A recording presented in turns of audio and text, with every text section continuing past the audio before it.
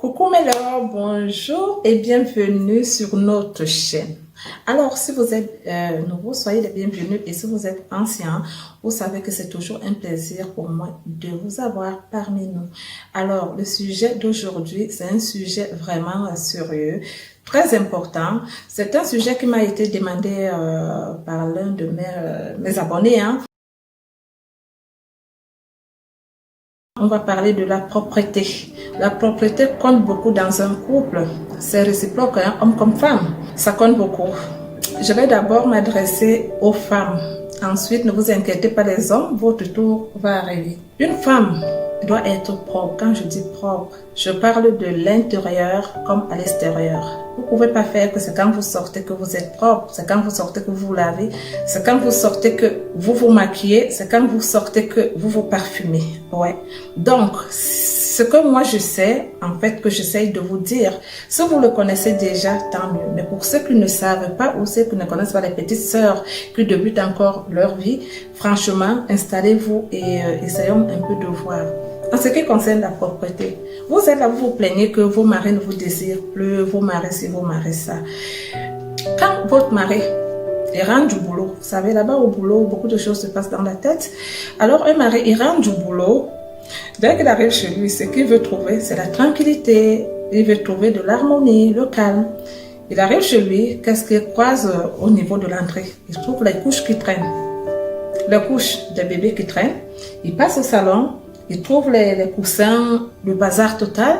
À la cuisine, les assiettes depuis midi, depuis hier, dans le l'évier, la saleté totale. Et ça, c'est pas le pire. Et quand il se retourne donc, qu'est-ce qu'il voit? En croyant trouver sa coquette femme, mais il trouve sa femme qui a l'air de sa grand-mère. Ça, franchement, ça dégoûte. C'est dégoûtant, ça ralentit le désir. Donc, mes chéris, vous devez être ces femmes coquettes dans vos maisons. Être coquette ne veut pas dire que vous devez être à votre 31, c'est pas ce que je vous dis, mais quand même une femme. Ta maison doit être une maison chaleureuse, une maison propre. Quand je vous dis propre, vous ne pouvez pas faire le grand ménage tous les jours, mais vous devez faire quand même le minimum. Ma chérie, comment tu peux aussi rester avec les dessous pendant une semaine? Une femme devrait changer ses dessous tous les jours. Vous, tes strings là, tes shorties là, tu les changes tous les jours, ma chérie. Tu ne peux pas. Une femme doit le faire. Et maintenant, en ce qui concerne les soutiens, c'est pas parce que tu as les soutiens noirs, c'est pas parce que tu as les soutiens marrons que tu te dis que ouais, c'est propre. Parce que tu ne vois pas la saleté comme c'est pas blanc. C'est sale. On transpire, la saleté, il reste. Donc, pensez à changer vos dessous. Au moins, quand ton mari est à côté de toi, tu sens bon. Tu dois être coquette, en fait. Tu dois être coquette. L'homme il n'a pas épousé sa grand-mère, il n'a pas épousé sa maman, il a épousé sa femme. Toi aussi, monsieur. Vous êtes là, vous vous plaignez, oui, ma femme ne fait pas ça, ma femme ne fait pas ça. Nous aussi, on attend tout ça de vous. Hein. Nous aussi, nous attendons tout ça des hommes. Il n'y a pas que la femme qui devrait faire des efforts. L'homme aussi doit être propre. Voilà, donc on ne va pas rester là à dire à la femme, pourquoi tu ne changes pas les dessous. Et pourtant, toi aussi, pareil. Toi aussi, pense franchement avant de te coucher. Parce que quand je parle laver les dents, sentir bon, c'est vice-versa, homme comme femme. Si franchement, les hommes, je sais, les hommes aussi se négligent beaucoup. Si tu as... je suis désolée pour les hommes, mais vous savez que nous, les femmes, quand même, c'est trop du boulot. Hein? C'est trop du boulot. Mais c'est pas grave. Si tu veux garder ton homme, si tu veux qu'il soit ton genre, si tu veux qu'il soit attirant à tes yeux, ma chérie, va au marché. Toi-même, va dans les magasins. Toi qui es là où il y a les marchés, va au marché. Vous autres, allez dans les magasins. Allez acheter franchement aussi les jolis dessous à vos maris. Les genres bosseurs, les couleurs que vous voulez en fait. Pour qu'ils soient sexy toujours à vos yeux. Ça, c'est un point très important pour toujours maintenir le désir. Et votre cuisine, la cuisine d'une femme, doit toujours être nickel. Et tout à l'heure, je parlais en fait de savoir entretenir la relation. On dit chez nous en Afrique, l'homme c'est le ventre et le bas-ventre. Bon, le ventre au niveau chez les Européens, c'est pas trop ça. Mais si vous êtes marié aux hommes africains, mes chéris, même si vous ne savez pas cuisiner, franchement, allez apprendre à faire à manger. Il faut surprendre vos maris avec le petit plat. Voilà, parce qu'une femme qui ne sait pas vraiment faire à manger, c'est malheureux. Après, tu vas te plaindre que, voilà, il part tout le temps dehors. Il part tout le temps dehors parce que là-bas, il trouve quand même des petits plats. Donc, apprenez à faire les petits plats, apprenez vraiment à faire des petits plats pour vos chéris. Hein. Si on entrait un peu dans la chambre, mes chéris, comment ça se fait que tu finis de faire à manger toute la journée? Je ne sais pas ce que tu vas cuisiner, peu importe ma chérie. C'est pour cela, tout le temps, quand je fais mes lives, je recommande toujours aux dames, mes chéries, les cheveux, pour que vous voyez ici, les cheveux gardent franchement des odeurs. Donc, quand vous faites à manger, mettez un bonnet, mettez le foulard en faisant à manger. Et comme ça, le soir, quand vous irez vous coucher, vous n'allez pas sentir l'odeur forte du mbongo ou l'odeur, je ne sais pas de quoi. Mettez le foulard. Et avant d'aller vous coucher, parce qu'il y a certaines femmes là dehors, il y a beaucoup de femmes qui ne savent pas, tu finis de faire à manger, ma chérie. Tu pars te coucher comme ça, avec ton cabas. Franchement, tout ça, ça tue l'amour.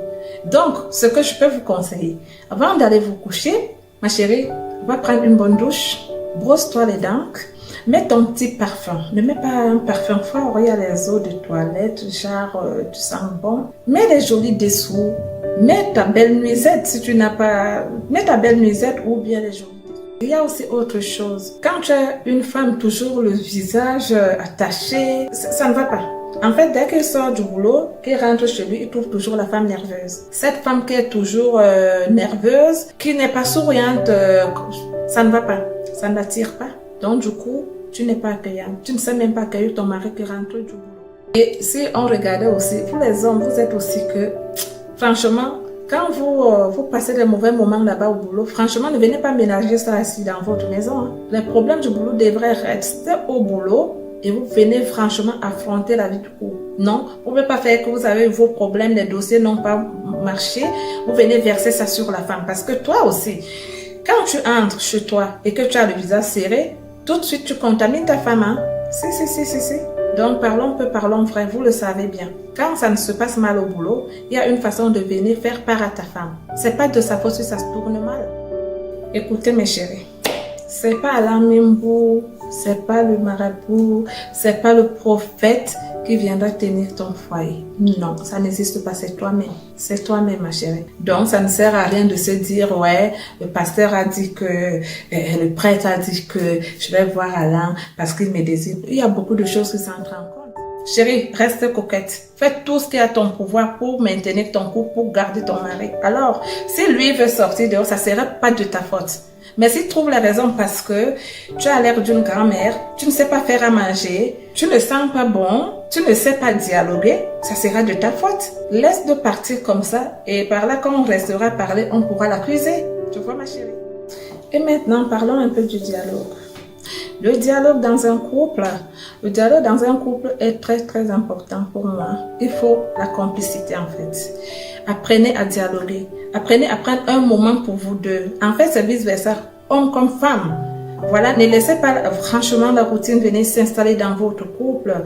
Et essayez de prendre, comme je vous dis, un moment pour vous deux.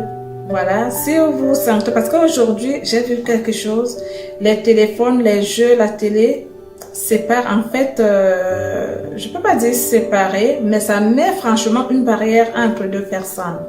Donc, essayez de temps en temps prendre un moment pour vous arrêter les téléphones, vous arrêtez les jeux vraiment à vos portables. Vous vous retrouvez à deux, ou bien vous dites qu'aujourd'hui, on essaye de se coucher un peu tôt pour essayer de planifier notre vie, se rappeler des débuts. Tout ça, franchement, ça vous rapproche. Ça vous rapproche franchement. Donc, la femme ne vient pas te plaindre. Tu peux façonner ton chéri à ton genre, à ton style, à ton image. Oh you, eh.